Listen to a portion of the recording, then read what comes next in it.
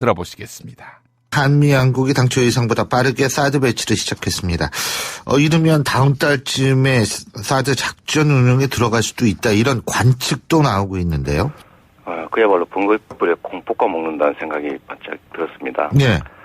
이게 국가 간의 이 군사적으로 외교적으로 엄청나게 중요한 문제인데, 이 원래는 박근혜 대통령 임기 안에 앞당겨서 한다고 해서 논란이 됐었던 일이고, 그러다가 또 7, 8월로 앞당긴다고 했다가 또 5월로 앞당긴다고 했다가 갑자기 지금 또 더 앞당겨서 지금 서두르고 있는데, 이런 걸 보면 이 정상적인 국가 정책 집행이라고 보기가 어렵죠. 이 뭔가 좀 흑막이 있거나 정상적이 아니라 좀 비정상적으로 뭔가 다른 목적들을 가지고 있지 않냐, 이런 의심들이 자꾸 들 정도로 너무 서두르고 있습니다. 그 목적이 뭐라고 보세요? 글쎄요, 저는 이 정상적인 국민의 뜻이 제대로 받아들여지는 정부라면 이런 사드 배치 같이 그야말로 국가 안보에 도움이 안 되는 일들을 대한민국 정부가 할 리가 없다는 것이고요. 저는 사드가 대한민국 안보에 도움이 된다면 100번이라도 동의하죠. 그런데 이게 지금 실제로는 북핵 미사일 방어에 거의 도움도 안 되고, 중국의 경제 제재만 받고, 예를 들면 중국과의 전략적 우호 관계가 깨지고, 또 미국의 군사적 이익에만 거의 도움이 되는, 대한민국 안보에는 또 경제에는 도움이 안 되는 것들이라서 원래 하지 말아야 되는 게 정상이죠. 근데 이 하지 말아야 될 이 사드 배치를 정권이 바뀌면 못하게 될 가능성이 높다고 보고, 정권 바뀌기 전에 긴급하게 얼른 소위 알박기를 해버리자, 이런, 참 이게 정상적인 국가 간 관계의 외교 정책이라고 할 수 있나, 군사 정책이라고 할 수 있나 싶을 정도로 너무 서두르고 있습니다. 그렇다면은 이재명 시장께서는 사드 전면 백지화가 가능하다고 보세요, 아직도? 저는 해야 된다고 봅니다. 해야 되는 것과 가능하다는 건 다른 거 아닙니까? 아니, 해야 되기 때문에 할 수 있는 거죠. 국가 지도자라고 하는 존재는 어렵고 힘든 일, 그러나 꼭 해야 되는 일을 하기 위해서 국민들이 권력을 주고 권위를 부여합니다. 하다못해 지금 저는 그런 예를 들고 싶어요. 필리핀 있지 않습니까? 필리핀. 네. 필리핀이 미국과 70년 우방 국가라고 해서 계속 미국에 일방적으로 끌려가다가 이게 지금 중국하고 관계 개선을 하면서 필리핀에 대해서 미국이 압박을 하는 게 아니라 지금 부탁을 하는 관계로 바뀌고 있어요. 그게 원래 국가 간 관계죠. 두테르테 이후 말씀하시는 거죠? 그렇습니다. 두테르테가 중국하고 관계 개선을 하니까 미국이 이제 군사적으로 경제적으로 오히려 좀 입장이 난처해져서 필리핀에 매달리는 양상이 되고 있는데, 그렇게 해서 국익을 원래 지켜나가는 게 맞는 거죠. 저는 이 강대국에 끼어있는 우리나라에서는 자주적 균형 외교라고 하는 원칙에서 벗어나서 한쪽에 편향되게 우리 외교를 하는 순간에 반드시 다른 쪽이 보복을 당하게 돼 있습니다. 알겠습니다. 그걸 지켜내지 못하면 나라가 망합니다. 더불어민주당 문재인 전 대표 캠프의 총괄 본부장을 맡고 있는 송영길 의원은 국회에서 사드 문제를 비준 심의해야 한다, 이렇게 주장했는데요. 또한 롯데가 사드 부지를 교환해 준 것은 정부와 일종의 거래가 있었을 것이다, 이런 의혹을 제기했습니다. TBS 라디오 색다른 시선 김종배입니다. 나와서 했던 말입니다. 들어보시겠습니다. 이 점을 한번 여쭤볼게요, 의원님. 가정인데 지금 어차피 속도를 내고 있으니까 조기 대선을 전제로 해서 조기 대선이 끝나기 전에 사드 배치가 완료가 된다고 하는, 그러니까 가정을 하고요. 근데 그 대선 결과 정권 교체가 이루어졌다고 가정을 하면, 그러면 새 정권에서 이미 배치된 사드 문제를 다시 원점으로 돌릴 수 있는 여지도 있다고 보세요? 당연히 그렇죠. 이거 국회 비준 상의로 일단 새로운 정부가 들었으면 국회 비준 심의를 요구할 겁니다. 국회에서 심의를 해야죠. 그래서 국회에서 이게 하면은 다시 뜯어 갖고 미국으로 가져가라, 이렇게 요구할 수도 있다, 이런 말씀이신 거고. 당연히 그러지 않겠어요. 그게 주권 국가로서 당연한 거죠. 그거를 심의할 수도 없다 그러면 이 대한민국의 주권이 어디가 있습니까? 알겠습니다. 대한민국 국민에게 있습니까? 주한미군에게 있습니까? 얼마 전에 의원님 이제 중국 방문하셔서 왕이 외교부 장관 직접 만나시기도 했잖아요. 네. 이 중국이 이제 경제적 보복은 본격화하고 있는 것 같은데, 이 보복의 수위와 범위가 혹시 정치 군사적인 분야로까지 확대가 될 수가 있을까요? 어떻게 전망하세요? 군사적 보복 조치를 준비하고 있다고 들었습니다. 어떤 내용입니까? 군사적 보복이라고 하는 전략 무기를 우리의 이제 대한민국을 표적으로 배치를 하는 여러 가지 또 행위가 있어지겠죠. 그렇게 되면 이제 예. 거기에 상응하는 또 반발이 되고 미군 간의 군사적 대립에 우리가 왜 희생양이 돼야 됩니까? 이렇게 어리석은 정부가 어디 있습니까? 인조 시대 때 병자호란 정려호란을 오는 무능한 인조 같은 이런 어리석은 외교를 하는 사람들이 되어 있어요. 예. 상식적인 생각에서는 그 부지 조성이 끝난 다음에 체계를 들여야 될 것 같은데 부지 조성 공사도 완료가 안 되는데 지금 체계가 지금 들여오고 있는데 이건 어떻게 봐야 되는 겁니까? 그러니까 이게 비겁한 편법이죠. 이게 사실상 공여지 협상을 해야 되는데 외교부 북미국장도 오늘 아침까지 몰랐다는 거 아닙니까? 예.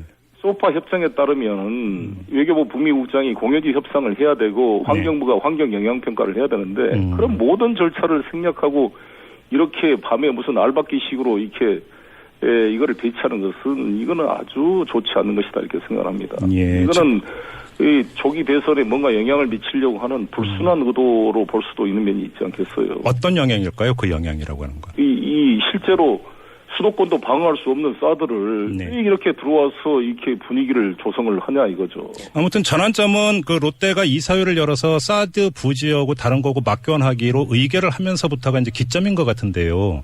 의원님 혹시 그 롯데가 이렇게 이제 계속 미루다가 결정을 하기까지의 과정이 어떻게 이루어졌는지 혹시 들으신 얘기가 있습니까? 당연히 정부에서 압력을 넣었죠. 제가 직접 들은 거고. 직접 들으셨다고요? 수없이 압력을 넣은 거죠. 롯데 쪽에? 양쪽에서 압력을 넣은 겁니다. 중국에서는 하지 말으라고 압력을 넣고. 예. 우리 정부에서는 빨리 해라고 압력을 넣고. 그러니 롯데는 오도 가도 못하고 정말 죽을 맛인데 예. 예를 들어서 롯데가 중국에 투자한 게 3조 추가로 심양에 롯데 쇼핑몰에서 2조를 투자하고 있는데 네. 이게 손해가 발생하면 그러면 정부에서 보상을 해줘야 될 거 아닙니까? 예. 정부에서 보상도 안 해주는데 이 롯데의 중국 사업이 손해가 날 걸 뻔히 알고 이 부지 협상을 승인해줬다면 그 이사회는 일종의 배임 행위를 한 거 아니에요. 그리고 이 신동빈이 지금 지난번 70억을 박근혜 대통령에게 줬다 받은 걸로 지금 뇌물 수수 혐의가 지금 있잖아요. 예. 그러니까 충분히 만약 신동빈을 구속시키지 않는다면 이것은 이 구속 여부를 가지고 뭔가 딜을 했을 그 의심이 가는 거 아니겠습니까? 이정미 재판관 후임으로 이선의 변호사가 지명됐는데요.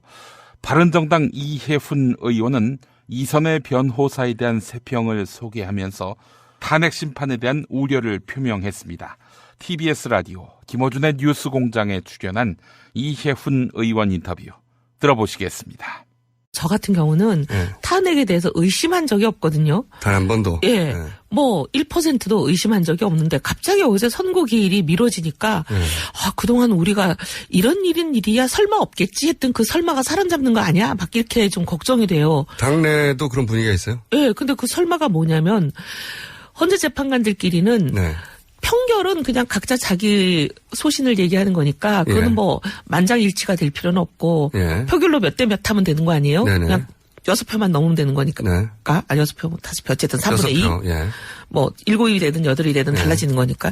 근데 이제 만장일치 합의를 이뤄야 된다는 게 선고 기일 지정이라는 거였잖아요, 원래부터. 네. 그래서 만약에 이제 대통령 측을 편들어주는 엑스맨이 있다면 그 엑스맨들이 쓸 가장 좋은 전략은 뭐냐? 평결에서는 자기들이 아무리 반대표를 던져봐야 이거를 뒤집지 못한다면 선고 기일을 3월 13일 이후로 넘겨서 이정미 재판관이 퇴임하게 만들고 그래서 7명 체제를 만들면 탄핵을 뒤집을 수 있는 거 아니야? 만약 엑스맨이 2명이라면. 혹은 이제 새로 임명될 재판관이 이제 지명이 됐으니까.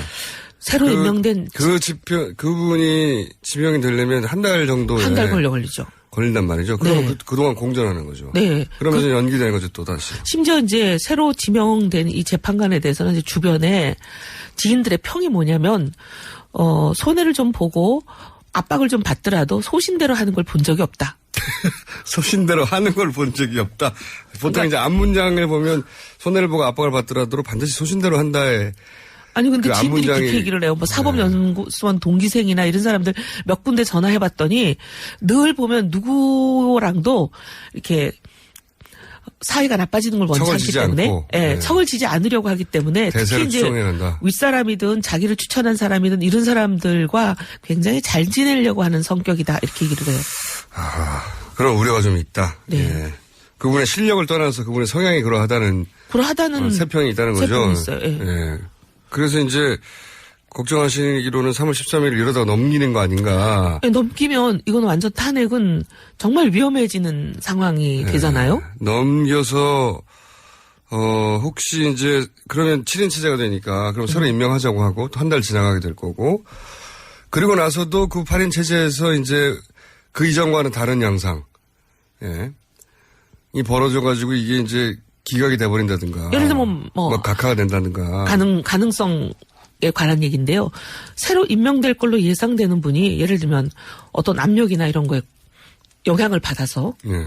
기각적으로 돌아선다든가. 기각적으로 돌았으면 이거는 탄핵은 안 되는 거죠. 예. 계속 끌고 그냥 연말까지 갈 수도 있는 상황이 돼버리는 거예요. 두 명의 소위 엑스맨이 실제 존재하는지 아닌지는 모르겠으나 그런 얘기들이 많았는데. 예.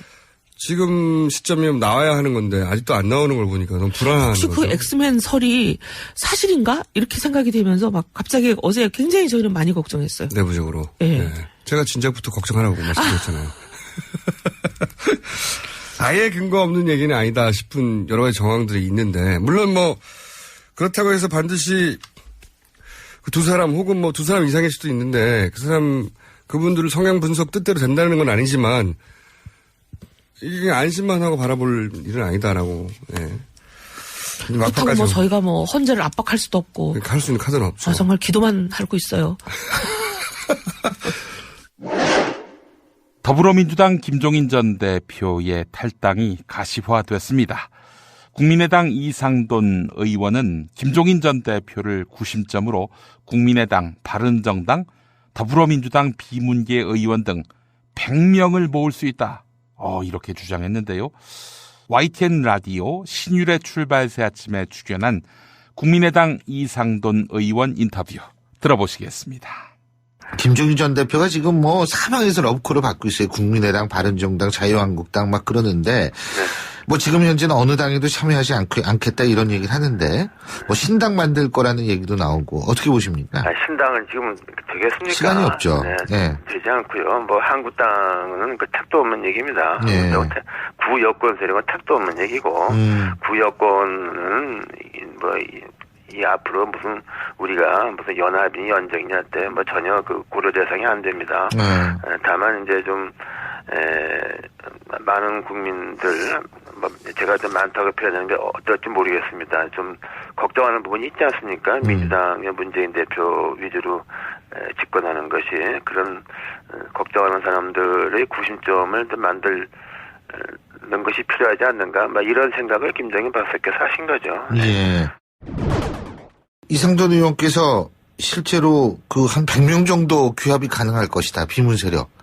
이런 얘기 하셨던데. 제 말씀보다 제 얘기가 아니고 네. 뭐 그런 얘기가 좀 민주당 내 비문 의원 중에서 좀 그런 가능성을 얘기하죠. 그렇게 되면은 뭐 우리 두 당하고 그 민주당에서 좀 김종인 전 대표에 공감하는 의원들이 저는 적어도 한 10명 정도는 있다고 보니까요. 뭐 그렇게 합치면은 뭐 거의 한 100명도 가능은 합니다. 네. 그러니까 비문에다가 바른정당에다 국민의당에다 그죠? 네. 이렇게 합하면 100명 정도 가능하다. 네.